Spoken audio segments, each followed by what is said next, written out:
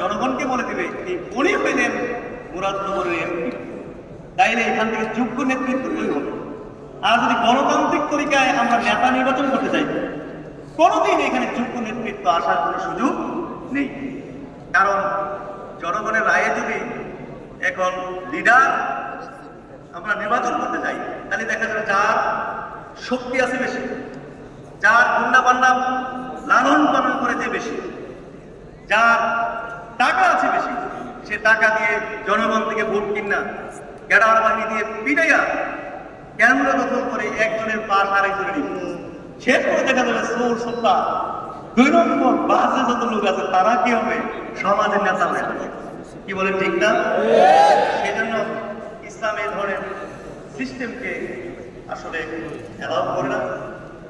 আবার দেখা যাবে জনগণের ভোটে যদি আমাদের শাসক নির্বাচিত হয়, কি হবে? এখানে দেখা যাবে যে 10 জন ভিসি, ঢাকা বিশ্ববিদ্যালয়, জাহাঙ্গীরনগর বিশ্ববিদ্যালয় 10 জন ভিসি যদি একজনকে ভোট দেয়, আর 11 জন চোর যদি আরেকজনকে ভোট দেয়, বলুন দেখি 10 জন ভিসির ভোটে নির্বাচিত হবে নেতা নাকি 11 জন চোরের ভোটে নির্বাচিত হবে?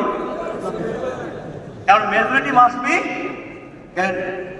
এই সমস্ত যে একেবারে একটা বাজে যে তরিকা তন্ত্রমন্ত্র, এইগুলো তারা খোদার কসম কোনোদিন যোগ্য নেতৃত্ব তৈরি হবে না।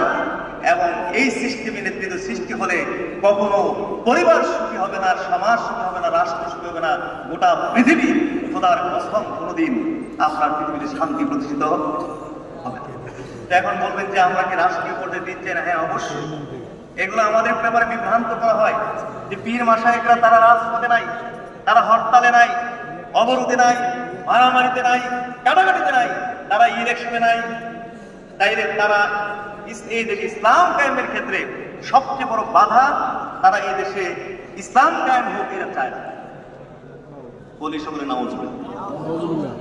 হাজরিন, এই যে আমাদের মুফতি শাহ আলম সাহেব, তিনি মাশাআল্লাহ অনেক চমৎকার বলেছেন, আনাকিমুদ্দিন, তোমরা দিন কায়েম করো আল্লাহর হুকুম।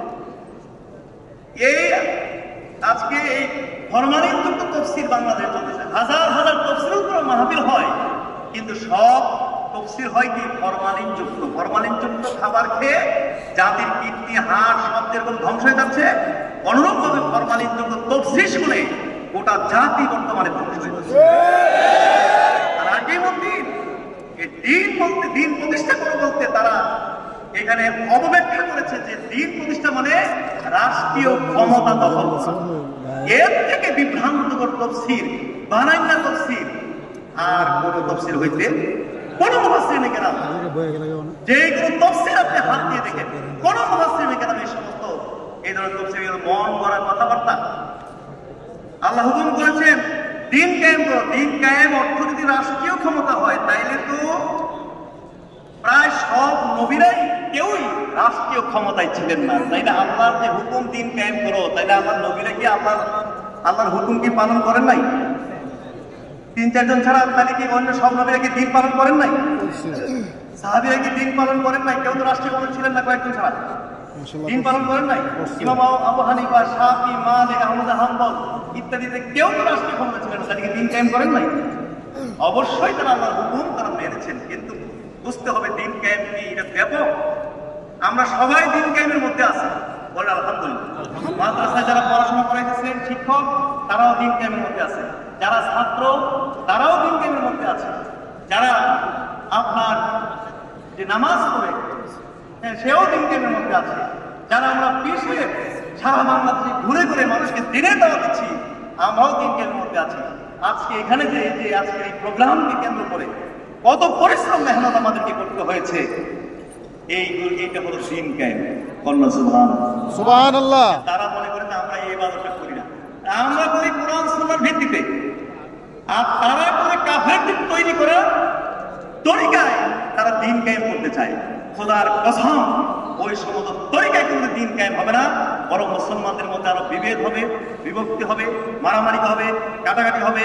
এই দলকে সেই দলের পিছনে লাগাইয়া এই দল কথা শুনলে আরেক দল এই দল কথা শোনাতে না আরেক দলকে হাতে নিবে, আরেক দল কথা শোনা না আরেক দলকে হাতে নিয়ে এইভাবে মুসলমানদের মধ্যে আপনার দলাদলি মারামারি কাটাকাটি এইগুলো সৃষ্টি করে মুসলমানদেরকে দুর্বল করে ওই পশ্চিমারা কাফের মুশরিকরা এইভাবে মুসলমানদেরকে শাসন এবং শোষণ কিয়ামত পর্যন্ত করে